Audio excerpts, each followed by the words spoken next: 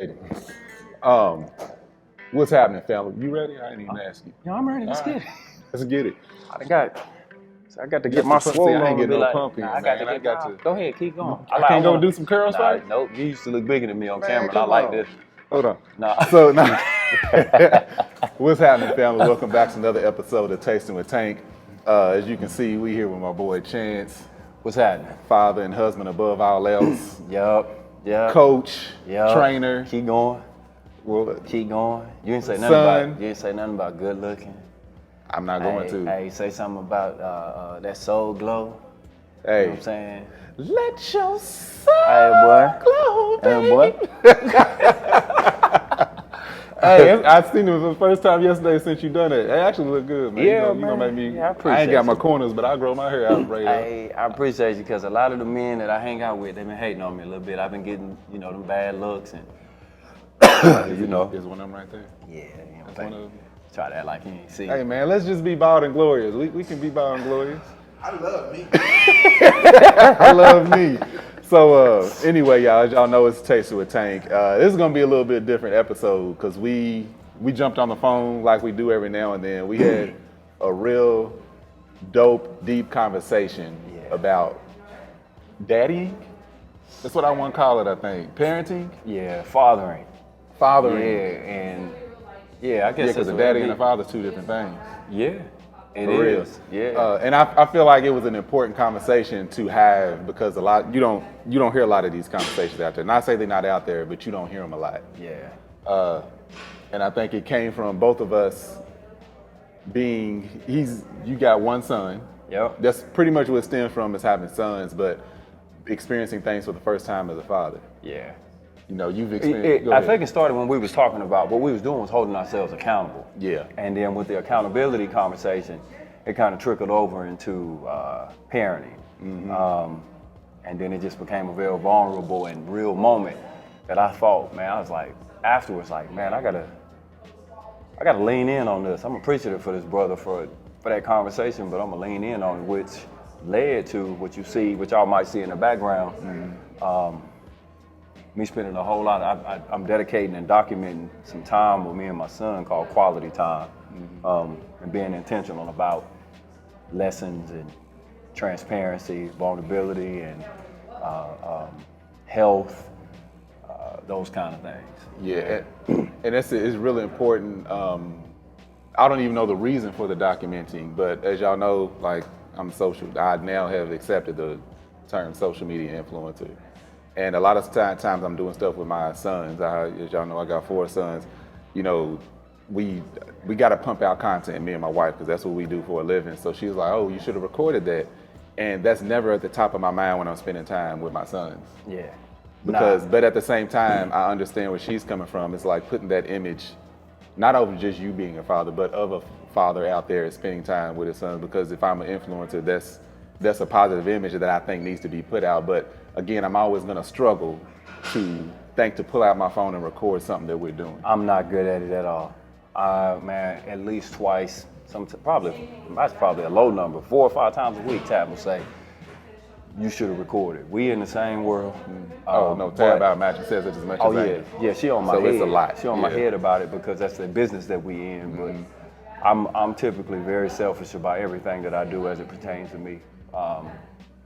And as it pertains to my kids and my son, because he getting to see a different side of me, he getting to live with me in a different way.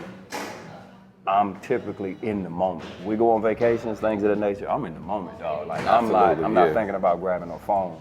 I don't mind sharing, so hence why you'll see Carlos in the shots too, who works brother of mine, but he works for me in this aspect, picking up the pieces. But I'm not even good with it as it pertains to just me and Quest, because when I'm with him, and even with this documenting phase.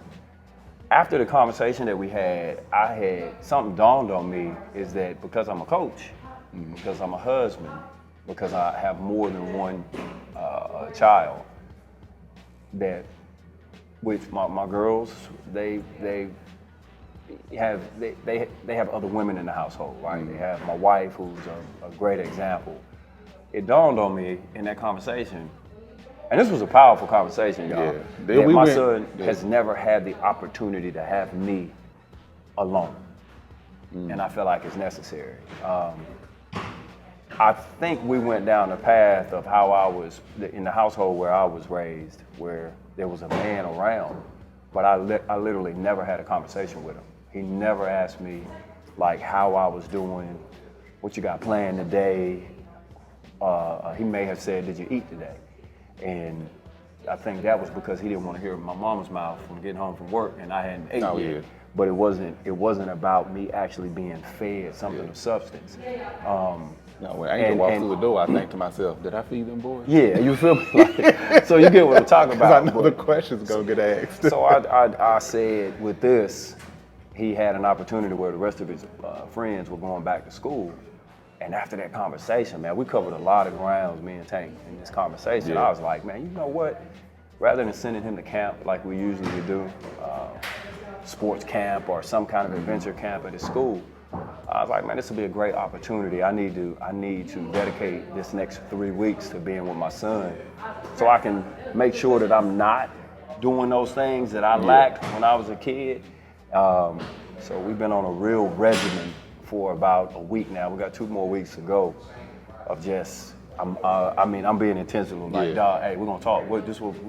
Hey, cut everything off. What we gonna talk about? Yeah. And it's awkward, right? Oh yeah. It's awkward, but because even you doing it, he don't know it's awkward for you. Yeah. But even you doing this, like he's looking at it like, oh, okay, Daddy want to talk. Yeah. But this is one thing, as we was talking, and as y'all probably heard me say, just on different things, is like once I got older, I realized I was mature enough to realize how my dad was brought up, and how his dad was brought up. Mm-hmm. And as y'all know,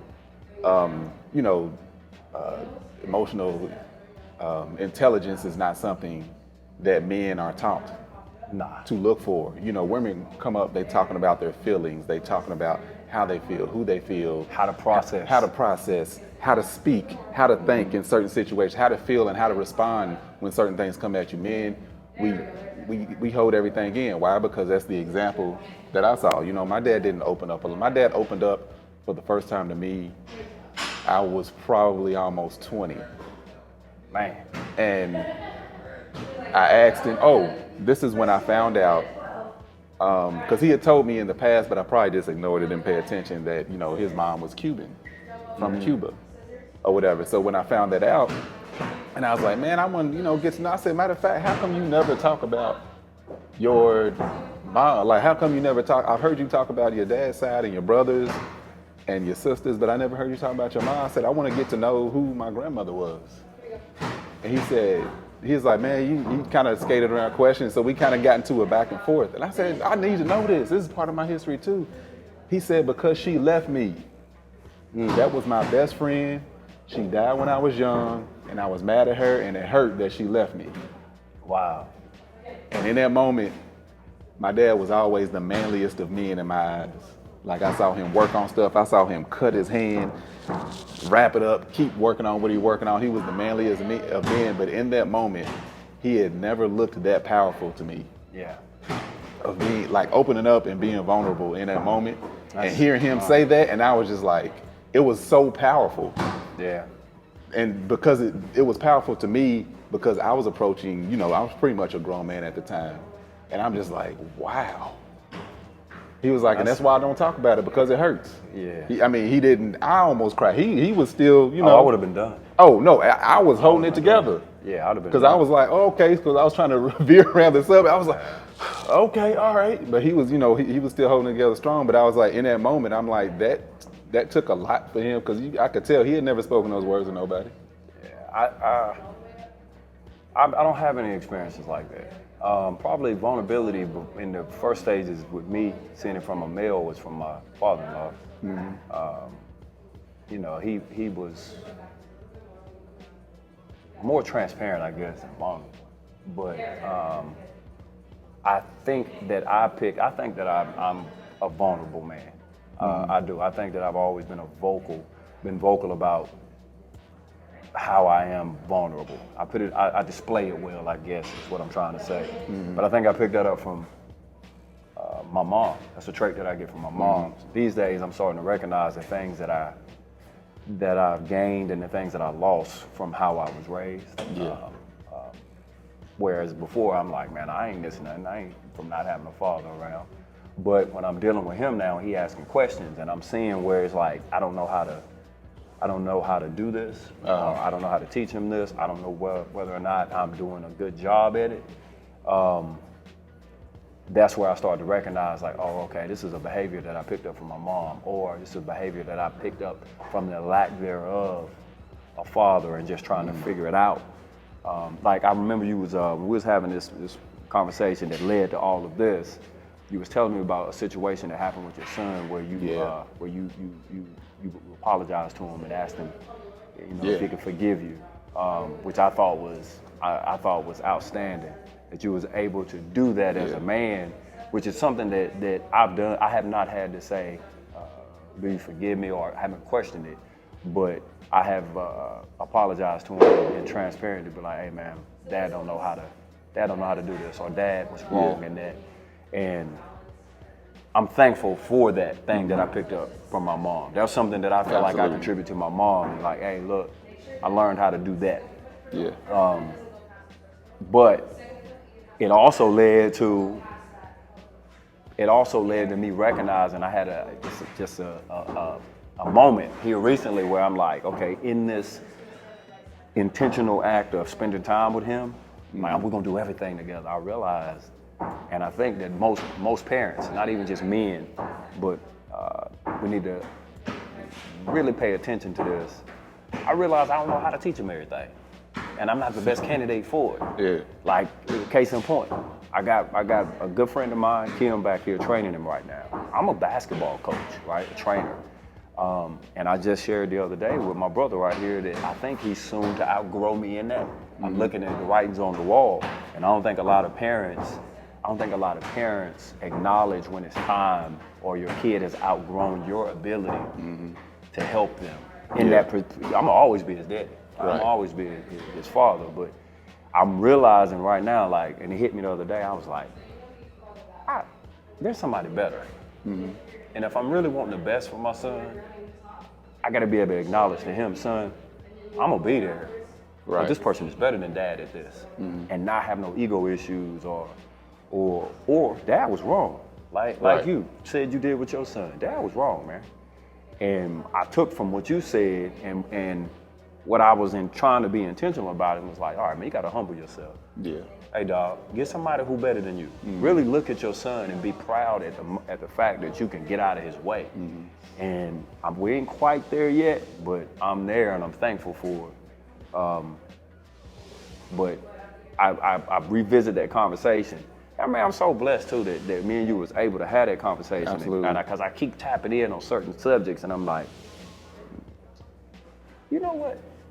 Yeah, I'm gonna do that too. Yeah. Even with the men's group, when we was talking, I was like, it kind of spun off of that. Like, man, we need this. Like, I need that. Like, that was a good feeling. Like, and so we're gonna be intentional about that too. Absolutely. So this is the thing. I'll just hit on it real quick. So me and Chance sitting there talking, and I had to take a page. I was telling him, I was telling my son, you're gonna make mistakes. I said, and I'm hard on you on certain things because I'm trying to keep you from making the same mistakes that I did. Yeah. But there's gonna be mistakes that you make that I can keep you from. There's gonna be mistakes that you're gonna make that you're gonna have to learn from. And there's gonna be mistakes that I see you making that I'm gonna let you make because you need those life lessons. Right. I said, but as far as me being hard on you on certain things, I said, you might not always understand. But one thing I want you to know is, one, I've never been you, but I've been your age. I've been through elementary, middle, and high school. Man, that's crazy. I've experienced a lot of things that you've experienced. I said, however, this is just like it's your first time experiencing a lot of this stuff. This is my first time having a son. Yeah. It's every stage of your life. This is my first time having a 10-year-old, a 12-year-old, a 1-year-old. I've never done. You are the first for everything. I said, so with that, I'm going to make mistakes too, and I have made mistakes. And if there's any mistakes that you see that I've made, I'm going to ask if you would forgive me for it, or if you want to let me know about it, or if you forgive me for it. And he looked at me like, of course I forgive you. Yeah. Broke me down to the axles. Past the brake pads, past the rotor, the axles. When I tell you, the shaking, I had to grab him and hug him. And I think and he got all upset too. I think just from him seeing his dad upset, or not upset, but emotional, and it was just like, and I was like, it was a real, and I had got that from my dad. I was like, so he what can do you open think? up, I can. So because your daddy did that, you just was able to do that for your son. He gonna do it for his. That's how I look at it. Absolutely. That's how I look at it. Your son looking at that like, man, my daddy's the strongest person in the world. Yeah, I didn't even think about that. I didn't even think about that. He's the strongest person in the world. That's how I translate that when I'm hearing it. And I think it's a beautiful story that I'm taking from, that I learned from, and I'm thankful that you was able to share it with me without doing what the typical men do, just hold back. Right. And meanwhile, y'all, this conversation, we wasn't even face to face. We were having a conversation on the phone. It was on the phone. It was a random hit him up. I said, man, it's been on my mind. We usually talking shit to each other. Yeah. It was like, hey, nah, brother. This one throwing shade at each other, talking shit. This one got substance on it, and got a little meat on it. And it was like, it was about an hour and a half conversation. It was a real conversation, and I'm thankful for it. And we wanted to share it with y'all. Absolutely, yeah. But you just went over something before we start, because I always feel like God has a way of showing you something of importance. 2 days ago, I had a conversation with one of my kids. I ain't gonna tell y'all which one, but I struggled with intrusion because they're grown. So you kind of narrowed it down, which could only be two. But I'm not in agreement with one of the decisions that they make. So I'm like, well, they grown, I ain't gonna intrude. She ain't under my roof no more. And but I just was in complete disagreement with what decisions I'm hearing that she was about to make. And God put it on me and said, listen, you don't have to intrude in order to be a father. And I was like so thankful. And I that's deep. I stopped what I was doing, went home, and was like, hey, I need to talk to you. Please, as your father, I need to talk to you. And I led with saying, listen, you grown and dad has been tiptoeing around this, which I shouldn't do because I'm your father. And I'm always gonna be your father, and I'm always gonna be here for you. But by me backing out because I feel like I'm intruding on your opportunity to grow as an adult, I think I'm cheating you out of me being a good father to you. So take this and hear me. I'm not telling you what to do, I'm not telling you how to do it, but in my 45 years of living on this earth, I have to share with you my experience. I'm not so disconnected from where you are in your age to where I don't think that I can express what I feel and what I see. And we had a very good conversation, and I think it was very well received. And she said, "Thank you, Dad." And it was from a place of, I think, she could see her dad trying to juggle those two things. So I say that to say, how you deliver a message and whether you should deliver a message are two different things. I think you should always deliver a message. Wisdom always gonna be wisdom. And it only comes across as not wisdom or something other than wisdom when you don't consider how you deliver the message. Right. So I heard what God had to say to me, and I had timing and delivery. And I adjusted my daddy, my father, and held myself accountable in that, and relieve myself of it. But I had to share that because you just went down that road, and I was like, all right, Lord, I hear you. Yeah, and I think that's the message for the people out there today. Yeah, and the fact that it was one of your older childs, again, this is a conversation, like, this ain't been done, it ain't like pulling in a parking lot to work that you do every day. No. This is uncharted territory. We don't have a map. Yeah, that you like, oh, we good. Yeah. Like, when you think about the dream, all right? Some people's perspective, they'll look at my family and be like, oh, they live in a dream. God has been good to us. Life has forever been changed. A lot of great blessings, a lot of opportunities that I could only dream of, right? Yeah. But there's certain things that come your way that you just don't think about. Right. That those things don't matter. You give all that stuff up to save one of your children. Right. I give all this shit up, like all of it, like to save my kids.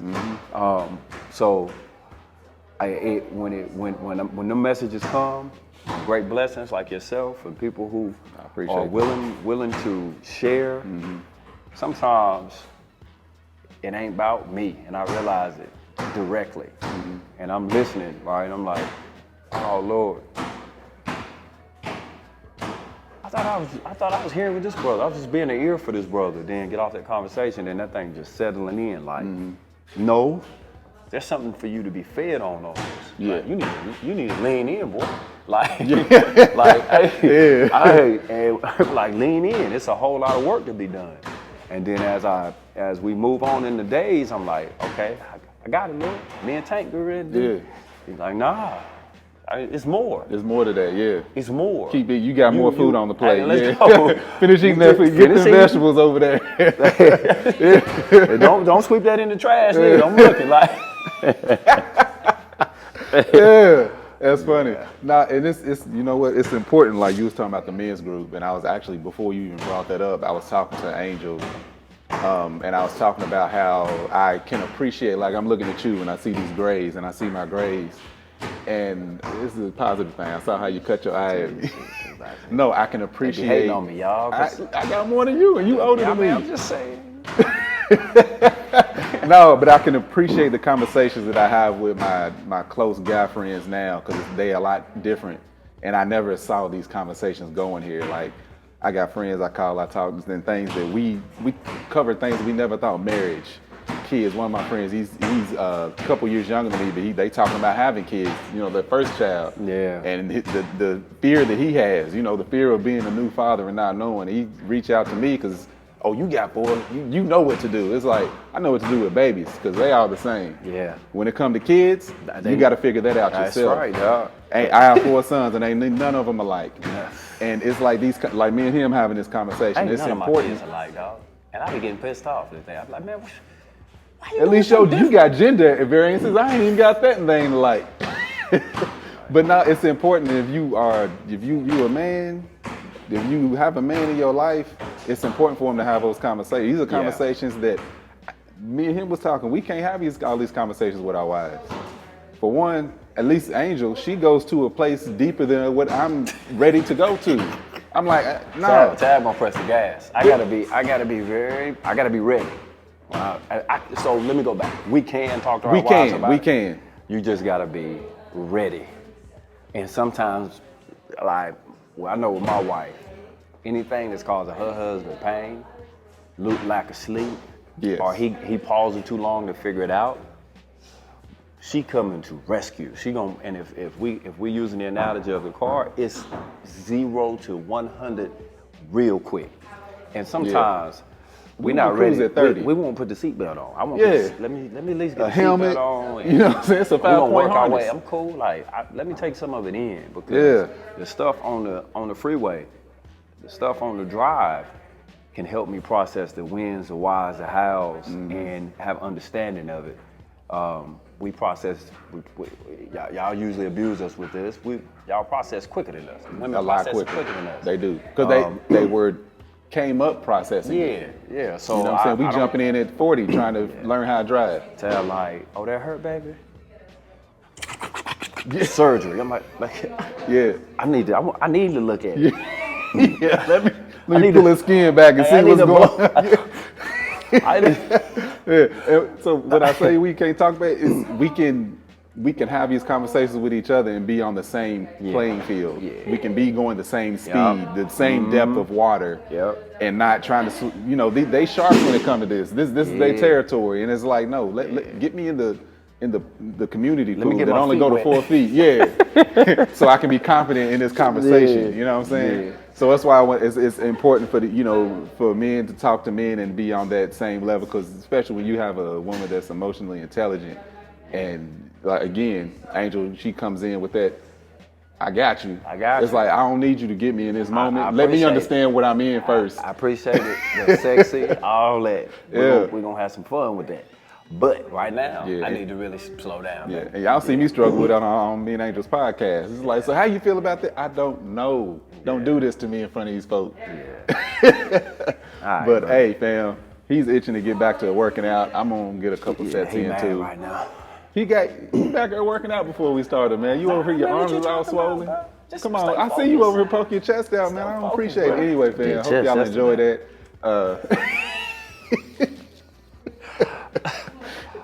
I hope y'all enjoyed it because I definitely did. I just feel like this is an important conversation that we needed to have. You got anything coming up you want to let the people know about? You know what, man? I'm documenting this time with my son. It's called Quality Time. I'm gonna put that out in bits and pieces, and it'll be on the Patreon. Tab always getting mad because she said I don't contribute to the Patreon. So I'm gonna come in with a whole lot of content all at once because I don't do good with it. But y'all look out for that. I think it's gonna be. I think it's gonna be good for a lot of fathers and sons, and I think it'll be good for me, practical for anybody. Absolutely. I got that coming out. Yeah, and this is just I feel like a vulnerable place from two men that you rarely see. I ain't gonna say you never see it, but you rarely see it. This stuff can go to anybody. We got a tour coming up too. Me and Ty putting a tour together. Forgot to tell you. That's fire. Our you tour. Just gonna tell them the same time as me. I thought we was closer than that. Hey man, I just thought about it. I told you I ain't good at this. In October, I think. If not October, I think November will be our first tour. Now, don't ask me where we're going. Just look at the page. It's coming soon. Yeah, we're doing that. Following in y'all steps. Yeah, trying to do that. We doing that. But outside of that, man, I'm hanging on. I'm just hanging on, trying to. No, you ain't hanging on, man. You in there. Hanging on. You in the captain's seat. But anyway, fam, we'll holler at y'all next time. Y'all have a good one.